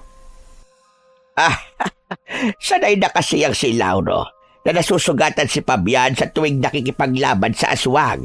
Hindi na ito bago sa kanya. Ganun po ba? Pero, pwede po bang ipaliwanag niyo sa akin ang nangyayari? Sa totoo lang po, gulat na gulat pa rin ako hanggang ngayon kasi first time ko pong makakita ng mga aswang. Akala ko po dati hindi sila totoo, pero mali pala ako. Matagal nang may sumasalakay ng mga aswang dito sa baryo namin, Althea. Dati, ang lolo ko nakikipaglaban sa kanila. Pero sa kasamaang palad, ay napatay ng mga aswang si lolo. Matanda na kasi siya at mahina ng katawan niya. Kaya nangyari yun. Hanggang ngayon ay hindi pa rin nauubos sa mga aswang na sumasalakay. Dahil may hinala kami na gusto nilang gawing kuta ang aming baryo. Kasi malayo to sa Kabiasnan. Pero bakit ikaw lang nakikipaglaban sa mga aswang? Wala man lang akong nakitang ibang nakipaglaban kanina, kundi ikaw lang. Tungkulin ko kasi na makipaglaban sa mga aswang. Dahil isa akong manunugis. Yun ang tawag sa isang taong may kasanayan at kaalaman sa pakikipaglaban sa mga aswang. Ang lolo ko nagturo sa akin nun para maging manunugis. Kaya naman nung mamatay siya, ako na ang pumalit sa kanyang pwesto. Ako lang kasi ang mag-isang nakikipaglaban. Dahil lahat ng tao rito sa amin ay takot sa mga aswang. Ha? Pero para sa akin, hindi ka dapat pumapayag na mag-isa ka lang nakikipaglaban. Dapat, kusa kang tinutulungan ng mga tao rito. Oo, bayani ang tingin nila sa'yo, pero buhay ang usapan dito. Hindi ba nila naiisip na sa tuwing humaharap ka sa mga aswang, ay nakalagay sa hukay ang kalahati ng iyong katawan? Huwag naman sanang mangyari, Pero paano kung may mangyaring masama sa'yo? Paano kung mawalan ka ng kakayahan na makipaglaban sa mga aswang? Paano na mga tao rito? Kung kahit isa sa kanila ay takot na makipaglaban. Ginagawa ko naman ang lahat, Althea, para walang masamang mangyari sa akin. Nangako kasi ako noon sa lolo ko, nung namatay siya, na ako ang uubos sa mga aswang dito sa amin. Nangako rin ako sa kanya na ako magbibigay ng tuldok sa pagsalakay ng mga aswang dito sa baryo namin. Magsasalita pa sana si Althea, pero biglang hinawakan ni Lauro ang balikat niya. Napatingin naman si Althea kay Lauro. Althea, masyado nang malalim ang gabi. Mas makakabuti kung ihatid na kita sa bahay ni Kapitana para makapagpahinga ka na. Saka, kailangan na rin magpahinga ni Fabian eh. Sige. Pero Fabian, bukas babalik ako rito para palitan ng benda ng sugat mo. Lauro, pwede bang wag mo munang papasukin sa trabaho si Fabian? Mas makakabuti kasi kung makakapagpahinga siya kahit isang araw lang. Althea, hindi na kailangan. Isang kagat lang naman to eh. Saka hindi naman mabigat ang trabaho ko sa tubuan. Hindi rin ito ang unang beses na nasugatan ako ng aswang. Kaya ko pa rin magtrabaho. Salamat sa pag-aalala mo Tama si Althea, Fabian. Mas makakabuti siguro kung magpapahinga ka na muna bukas. Sa susunod na araw ka na lang magtrabaho. Ako na muna ang bahala na gumawa ng mga kailangan mong gawin bukas. Althea, tara na. Ihatid na kita sa bahay ni Kapitana. Matapos magpaalam ni Althea sa amin, ni Lola Bebang, ay umalis na sila ni Lauro. Hindi ko mapigilang mapangiti dahil sa kauna-unahang pagkakataon ay naramdaman ko ang pag-aalala ni Althea sa akin. Kung hindi lang siya nililigawan ni Lauro, ay iisipin ko talaga na may gusto na rin siya sa akin. Sa itsura ba? Para kang hindi nakagat ng aswang Mukha kang idinuduyan sa ulap, Apo. Ang dami niyo naman po napapansin, Lola. Ay, sus! Paano hindi kita mapapansin? Habang ginagamot ka ni Althea kanina, halos maduling ka na sa sobrang kilig. Natural, kikiligin po ako dahil may gusto po ako kay Althea. Pero syempre, alam ko po ang limitasyon ko, Lola. Hindi ko po pwedeng ipaalam kay Althea na may gusto ako sa kanya. Kasi nililigawan siya ni Lauro. Pero alam mo, Apo, sa tingin ko, may gusto rin sa'yo si Althea. Iba yung tingin niya sa'yo. Babae rin ako. Kaya alam ko yon. Pwede ba, Lola? Huwag niyo na nga akong paasahin. Ay, sus! Halata namang kinikilig ka sa sinabi ko. Pero bahala ka sa buhay mo. Basta ako, ramdam ko na ikaw ang gusto ni Althea at hindi ang kaibigan mo si Lauro. Nang nagtungo na si Lola Bebang sa kwarto, ay hindi ko napigilan ang mapangiti dahil sa mga sinabi niya. Bumangon ang konting pag-asa sa puso ko na baka nga totoong may gusto si Althea sa akin. Ngunit agad na nawala ang pag-asa na yun nang maalala ko na gusto rin pala ni Lauro si Althea. Muli kong napagtanto na kung sakali na gusto rin ako ni Althea ay hindi pa rin pwedeng maging kami. Ayokong saktan ang damdamin ni Lauro, lalo na't ramdam ko na mahal niya si Althea. Nang sumunod na araw, ay hindi muna ako pumasok sa trabaho. Pagkatapos naman ni Althea na magturo sa mga bata, ay dumiretso siya sa bahay namin para muling lagyan ng gamot ang sugat ko at palitan yun ng benda. Wala noon si Lola Bebang dahil nagpunta siya sa palengke, kaya kaming dalawa lang ni Althea ang nasa bahay. Habang nilalagyan ni Althea ng bagong benda ang sugat ko, ay hindi ko mapigilang mapatitig sa kanya.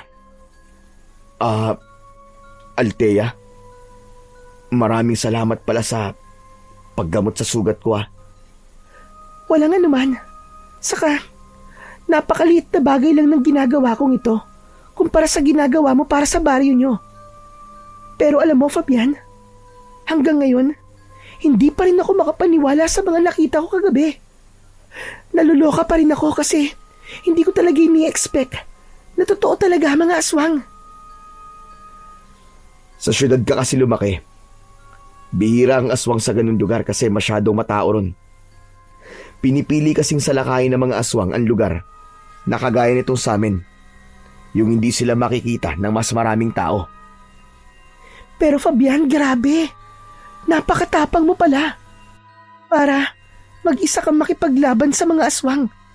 Para sa akin, isang kabayanihan ang ginagawa mo.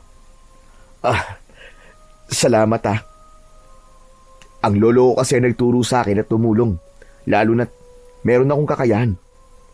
Kaya nga mas lalo akong humahanga sa iyo, Fabian eh. O yan, tapos ko nang palitan ng benda ang sugat mo. Huwag ka muna magbuhat ng mabibigat ha. Kapag nilagnat ka, ay magsabi ka kagad sa akin para mabigyan kita ng gamot. Sige. Maraming salamat ulit, Althea. Oo nga pala. May itatanong sana ako sa'yo. Ano yun? Hindi ba nililigawan ka ni Lauro?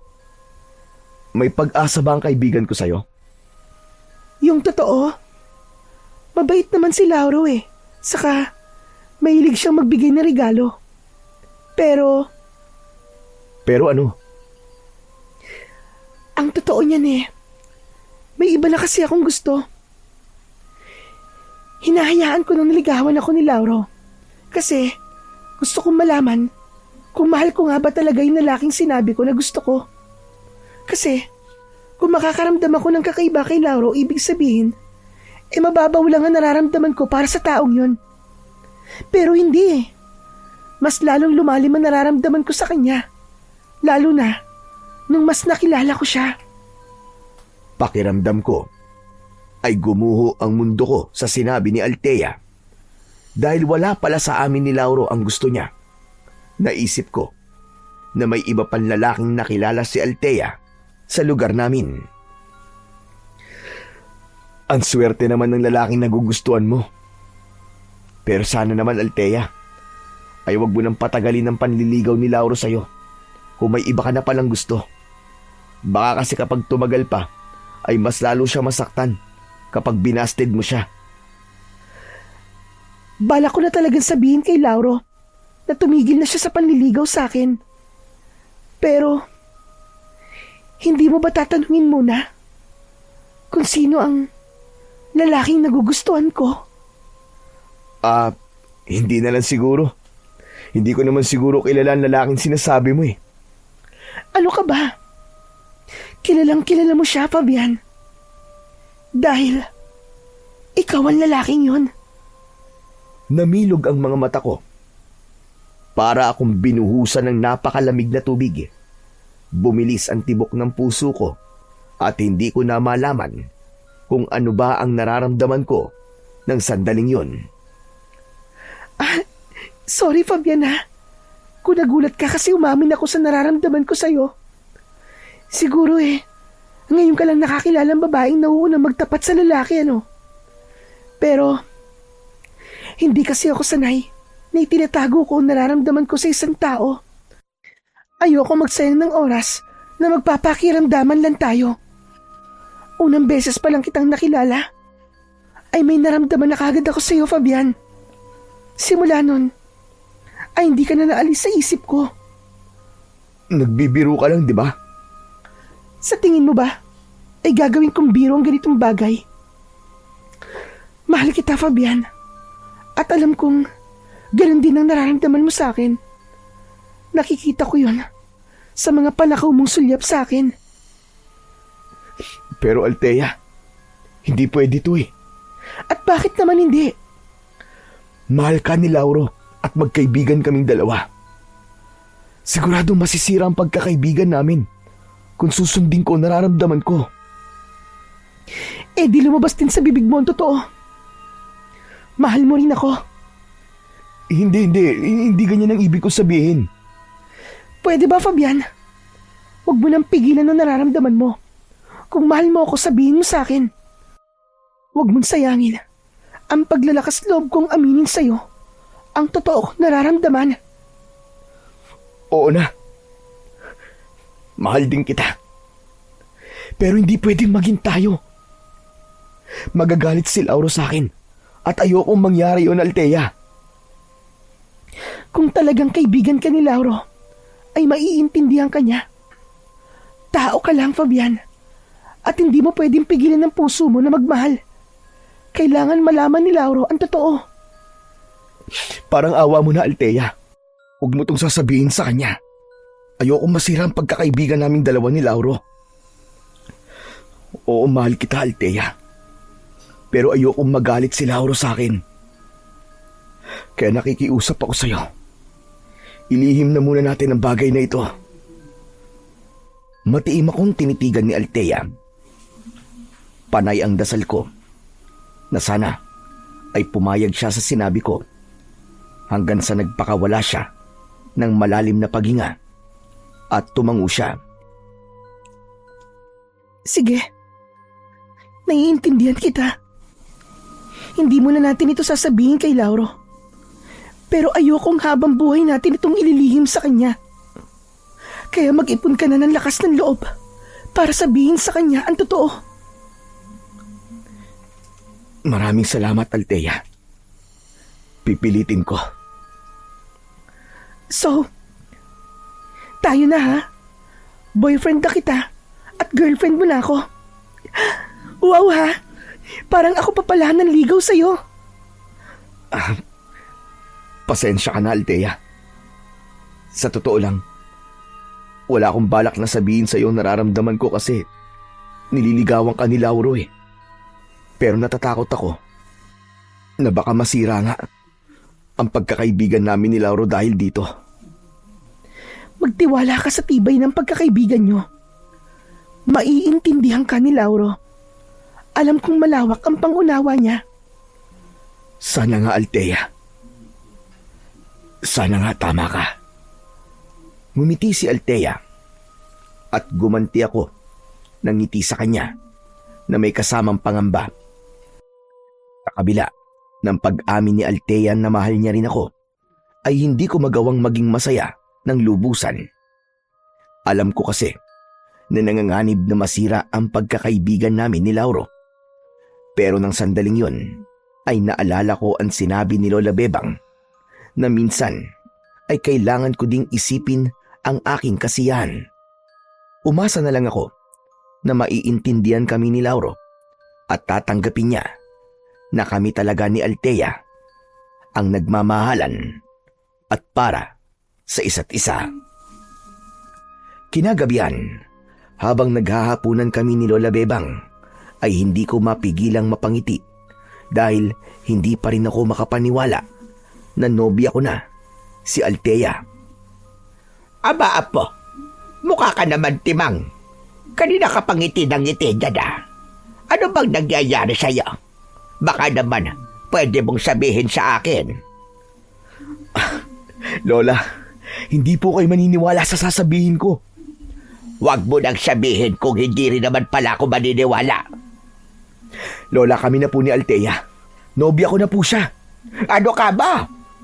Totoo ba yung sinasabi mo? O nag-iilusyon ka lang? O di ba? Hindi kayo makapaniwala. Kahit nga po ako ay parang nananaginip pa rin. Kanina kasi sila, inamin ni Althea na mahal niya ako.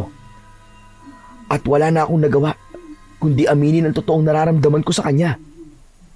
Ganyan dapat ang mga babae. Matapang.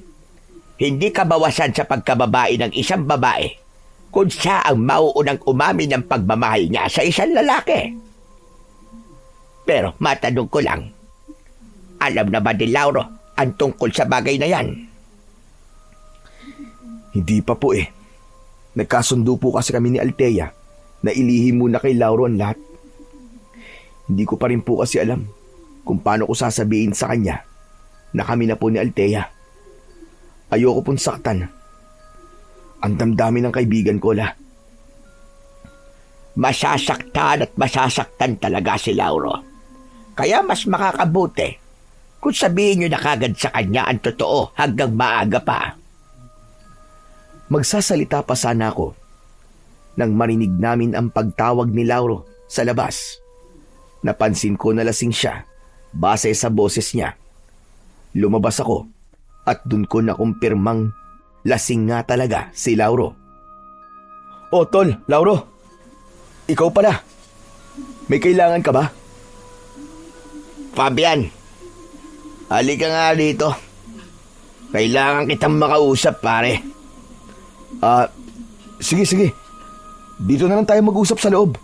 Hindi. Sumama ka sa akin. Biglang tumalikod si Lauro at hindi niya na hinintay na magsalita ako. Wala akong nagawa kundi ansundan siya. Kinabahan ako dahil may pakiramdam ako na alam na ni Lauro ang tungkol sa amin ni Althea. Nagpunta kami ni Lauro sa loob ng gubat. Maya-maya pa ay huminto siya at humarap sa akin. Matalim ang mga mata niya. Hindi ba? Isa sa mga ipinangako natin na hindi tayo maglilihiman. Bakit hindi mo sinabi sa akin na may gusto ka rin pala kay Althea? Bakit hindi mo sinabi sa akin na kayo na? Kung hindi pa sasabihin sa akin ni Althea, ay hindi ko pa talaga malalaman. Patawarin mo ko, Tol. Pero wag muna natin itong pag-usapan ngayon. Lasing ka eh. Lasing ako dahil nasasaktan ako. Hindi ko akalain na tatraydorin ako ng taong itinuring kong kapatid at pinagkakatiwalaan ko pa. Alam mo ba kung gaano kasakit ang nararamdaman ko ngayon, ha? Sobrang sakit.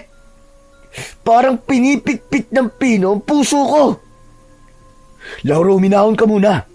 Sa tingin mo ba ay kaya kong huminahon matapos mo akong traidorin, ha?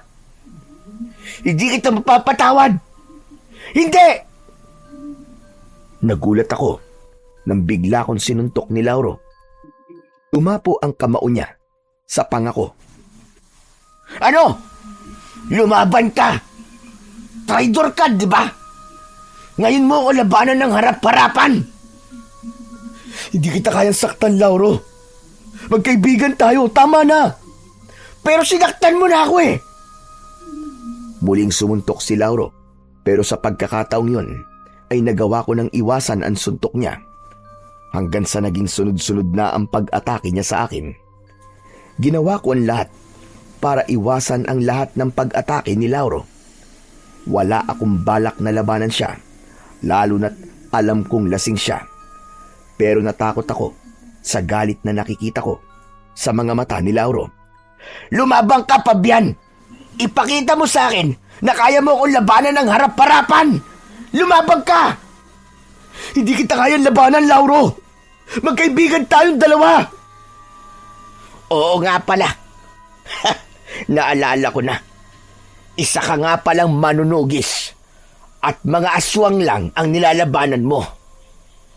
Kung ganon, wala na akong magagawa kundi ang ipakita sa'yo kung sino talaga ako. Ha? Anong ibig mo sabihin? Labis akong nagimbal nang sa isang kisap mata ay nagbago ang anyo ni Lauro. Naging isa siyang gabunan at hindi ako maaaring magkamali. Siya yung gabunan na nakita ko sa gubat. Hindi to maaari. Hindi to totoo. Nagulat ka ba? Oo, isa kong gabunan. Maging ang pamilya ko ay mga gabunan. Pero mas pinili namin mabuhay nang hindi pumapatay ng mga tao. Ngayong nasaan yung aswang na ako, Fabian? Labanan mo na ako. Maglaban tayo hanggang kamatayan. Wala na akong pakialam kung papatayin mo ko dahil parang pinatay mo na rin ako sa pagtatraidor mo sa akin. Kaibigan kita, Lauro. Hindi kita kayang patayin. Kahit isa ka pang aswang. Hindi mabubura ng pagkaaswang mo ang pagkakaibigan natin dalawa. Kung hindi mo ako kayang patayin, ikaw ang papatayin ko! Mabilis na sumugod si Lauro sa akin habang nakaumang ang matutulis niyang mga kuko. Dahil gulat na gulat pa ako, ay hindi ko nagawang iwasan ang pagbaon ng mga kuko niya sa dibdib ko. Nawalan ako ng balanse at napaupo ako sa lupa. Unti-unting lumapit si Lauro sa akin habang nanlilisik ang mga mata niya. Tama na, Lauro, pakiusap! Hindi dapat tayo naglalaban! Magkaibigan tayo! Sa'yo pa talaga nanggaling ang mga salitang yan. Walang tunay na kaibigan. Ang tinatraidor ang kaibigan niya! Malakas na sumigaw si Lauro at nang akmang aatakihin niya ako ay biglang dumating si Althea. Umiiyak na niyakap ako ni Althea habang nakatingin siya kay Lauro. Natigilan si Lauro at nangilid ang luha sa mga mata niya. Althea! Tama na, Lauro! Huwag mo nang saktan si Fabian! Sinabi ko sa iyo ang totoo hindi para magpatayan kayo, kundi para malaman mo kagad ang totoo. Dahil yun lang naman talaga ang nararapat. Ayoko nang patagalin pa ang lahat. Kaya ako na nagsabi sa iyo na nagmamahalan na kami ni Fabian. Pero mahal din kita, Althea. Ano ba sa tingin mo mararamdaman ko? Ang maging masaya? Kaya ko ba maging masaya? Gayon tinraidor ako ng sarili kong kaibigan? Hindi kanya tinraidor. Kung alam mo lang kung paano pinigilan ni Lauro ang nararamdaman niya dahil alam niya na mahal mo ako. Kahit na anong sabihin mo, ay hindi mo na mapipigilan ang dapat na mangyari ngayong gabi. Isa lang ang dapat na mabuhay sa aming dalawa ni Fabian. Dahil hindi ko kayang mabuhay na makikita ko ang taong yan. Kung ganun, ako na lang ang patayin mo at wag na si Fabian. Total, ako naman ang punot dulo ng lahat ng ito. Ako ang dahilan ng pagkasira ng pagkakaibigan yung dalawa. Handa akong mamatay. Basta't ipangako mo sa akin na hindi mo papatayin si Fabian. Mahal na mahal ko siya, Lauro. Kaya parang awa mo na. Huwag mo siyang papatayin. Althea, umalis ka na rito. Hayaan na lang natin si Lauro sa gusto niya. Kung ang pagpatay niya sa akin ang makakapagpawala ng sakit na nararamdaman niya, ay nakahanda akong mamatay. Ayoko. Hindi ko kaya mabuhay na wala ka. Hindi ako papayag. Napapatayin ka niya. Nakita ko ang pagtulo ng mga luha ni Lauro. Unti-unti siyang bumalik sa pagiging tao. Walang imik na tumalikod si Lauro at naglakad siya palayo. Hindi ko na sinubukang habulin si Lauro dahil alam ko na kailangan niyang mapag-isa para makapag-isip siya ng maayos. Isa pa, galit pa rin siya at hindi magandang kausapin ko siya na ganun ang nararamdaman niya. Mahigpit kong niyakap si Althea. Iyak siya ng iyak dahil hindi siya makapaniwala na buhay pa ako. Mabuti na lang at sinundan ko kay ni Lauro. Akala ko talaga ay mawawala ka na. Maraming salamat, Althea. Ikaw ang nagligtas sa buhay ko. Pero si Lauro, isa pala siyang aswang. Kanina ko lang din nalaman ang bagay na yan. Ang totoo niyan ay siya yung aswang na nakita ko sa gubat. Kaya pala ayaw niya akong labanan noon. Pero naniniwala ako na kahit isang aswang si Lauro ay hindi siya banta sa mga tao. Dahil isa siyang mabuting kaibigan. At alam ko na mabuti ang kanyang puso.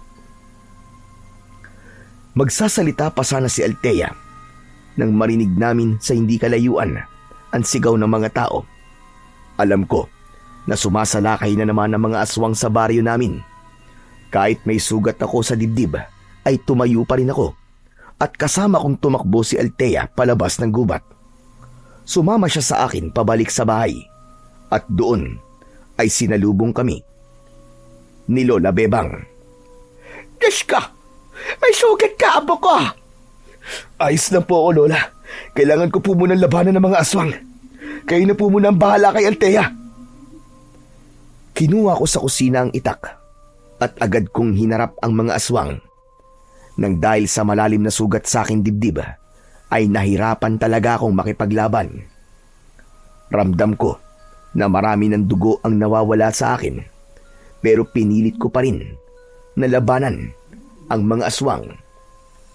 Ilang aswang ang nagawa kong patayin, pero dahil sa nangihina na ako, ay may isang aswang na nagawa akong sunggaban. Akmang tatagain ko siya, pero nagawa niyang kagatin ang braso ko. Malakas akong napasigaw hanggang sa tuluyan ko nang nabitiwan ang aking itak. Nang sandaling yon, ay inisip ko na katapusan ko na. Imbis na ang sarili ko ang isipin ko, ay naisip ko ang mga tao sa aming baryo. Alam ko na malalagay sa mas malaking panganib ang baryo namin kung mamamatay ako, dahil walang may kakayahang makipaglaban sa mga aswang, kundi tanging ako lang. Hanggang sa nakita ko sa gilid ng mga mata ko ang isang itim na nilalang. Mabilis siyang lumapit sa akin at sinakal niya ang aswang na nasa ibabaw ko. Malakas niyang ibinalibag yon sa lupa at itinarak niya sa dibdib ng aswang ang matutulis niyang mga kuko. Labis akong nagimbal nang malaman ko na si Lauro na nasa anyong gabunan ang nagligtas sa akin. Nagtama ang aming mga mata. Inilahad niya ang isa niyang kamay at walang pagdadalawang isip na tinanggap ko yon. Sa kanya ko hinila patayo. Lauro, salamat sa pagliligtas mo sa buhay ko. Magpasalamat ka! Dahil kaibigan kita, tol. Patawarin mo ko. Patawarin mo kaming dalawa ni Althea. Hindi ito ang oras para pag-usapan natin ang bagay na yan. May mga aswang pa tayong kailangang ubusin. Mabilis na nawala si Lauro sa harapan ko, at nang muli ko siyang nakita, ay nakikipaglaban na siya sa mga aswang. Walang naging laban ang mga aswang sa kanya dahil sa bilis ng galaw niya. Ginamit ni Lauro ang matutulis niyang mga kuko at ngipin para patayin ang lahat ng aswang na nagtatangkang patayin siya. Maluwa-luwa kong dinampot ang aking itak. Hindi kasi ako makapaniwala na sa kabila ng sakit na nararamdaman ni Lauro, ay nagawa pa rin niya akong tulungan. Doon ko napagtanto na sa kabila ng lahat ay mas nangibabaw pa rin kay Lauro ang aming pagkakaibigan. Itinuon ko muna ang aking atensyon sa pakikipaglaban sa mga aswang. Tila bumalik ang lakas ko dahil sa kasama kong nakikipaglaban ang matalik kong kaibigan. May mga pagkakataon pa na kapag hindi ko namamalayan na may aswang na atake sa akin, ay pinoprotektahan kagad ako ni Lauro. Hanggang sa halos lahat ng mga aswang ay napatay na namin. Napakaraming bangkay ng mga aswang ang nagkalat sa paligid. May iilang aswang na tumakas papunta sa gubat, pero sinundan sila ni Lauro. Kahit hindi ko na nakita ang ginawa ni Lauro sa mga aswang na yon, ay alam ko na hindi sila makakaligtas sa bangis ng kaibigan kong gabunan. Sa gabing iyon, napatunayan ko ang tibay ng pagkakaibigan namin ni Lauro.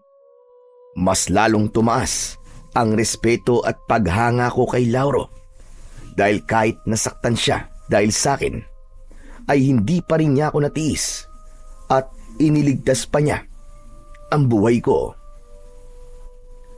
Isang linggo ang mabilis na lumipas, at sa loob ng isang linggo ay wala ng mga aswangan sumalakay sa aming baryo. Hindi ko alam kung naubos na ba sila o natakot na silang bumalik dahil nalaman nila na hindi lang ako ang haharap sa kanila, kundi may isang gabunan na tutulong sa akin sa pakikipaglaban. 1 linggo ko na ring hindi nakikita at nakakausap ang kaibigan kong si Lauro. Alam ko na nagpapalamig lang siya, pero hindi pa rin nawala sa akin ang mag-alala para sa kanya. Sinabi ko kay Lola Bebang ang totoo tungkol sa pagkatao ni Lauro. Sinabi ko sa kanya na wala kaming dapat ikabahala kahit isang gabunan si Lauro dahil hindi siya banta sa mga tao. Isang hapon, kasama ko sina Lola Bebang at Althea na nagmemeryenda sa harapan ng aming bahay. Masaya kaming nagkwekwentuhan nang biglang dumating si Lauro. Hindi ko na napigilan ang sarili ko na lapitan at yakapin siya ng maigpit. Sa wakas nagpakita ka na rin, Tol. Ilang araw na kami nag-aalala sa'yo eh. Umalis muna ako para makapag-isip-isip. At napagtanto ko na mali na nagalit ako sa'yo dahil ikaw ang mahal ni Althea. Naisip ko na hindi mo naman talaga ako tinraidor. At ang totoo, ay pinigilan mo pang nararamdaman mo kay Althea nang malaman mong may gusto ko sa kanya. Naiintindihan ko na ang lahat at ako ang dapat na humingi ng tawad sa inyo ni Althea. Patawad kasi muntik na kitang mapatay. Hindi ako nag-isip ng maayos ng oras na yon. Wala kang dapat na ihingi ng tawad sa akin, Tol. Naiintindihan namin ang nararamdaman mo. Nasaktan ka. Kaya normal na magalit ka sa amin. Kahit na, mali pa rin na pinagtangkaan ko ang buhay mo. Pero Tol, tanong lang, kaya mo pa rin ba akong maging kaibigan? Kahit isa akong gabunan? Gaya ng sinabi ko sa iyo noon, Tol, hindi mabubura ng pagiging gabunan mo ang pagkakaibigan natin. Hindi na mabubura ang mga kabutihan na nagawa mo, hindi lang sa akin, kundi sa lahat ng tao dito sa baryo natin. At huwag kang mag-alala, dahil kami lang ni na Lola Bebang at Althea ang nakakaalam kung sino ka talaga. At wala kaming plano na sabihin yun sa iba. Sinamahan mo ko sa pagprotekta sa baryo natin. Kaya poprotektahan ka rin namin, Tol. Maraming salamat. Ang totoo niyan natatakot ako na sabihin sa'yo na isa akong gabunan. Dahil baka putulin mo ang pagkakaibigan natin dalawa. Pero Pabian, maraming salamat dahil tinanggap mo ko kung ano talaga ako. At nangangako ko na hindi ka na mag-isang lalaban sa mga aswang. Kasama mo na ako sa bawat laban na haharapin mo. Pangako yan, Tol. Naluwa ako sa sinabing yun ni Lauro. Lumapit na rin sa amin sina Lola Bebang at Althea. Niyakap nila si Lauro at ipinaramdam nila ang pagtanggap nila kay Lauro. Tuluyan ng pumatak ang mga luha ko, pero yun ay luha ng kasiyahan. Napakasaya ko dahil muling nabuo ang pagkakaibigan namin ni Lauro at mas masaya ko dahil alam ko na hindi na ako mag-isang lalaban sa mga aswang dahil makakasama ko na sa bawat laban ko ang matalik kong kaibigan. Matapos ang lahat ay naramdaman kong mas naging matibay pa ang pagiging magkaibigan namin ni Lauro. Wala nang sumunod na pag-atake mula sa mga aswang at unti-unti nang bumalik ang katahimikan sa aming baryo.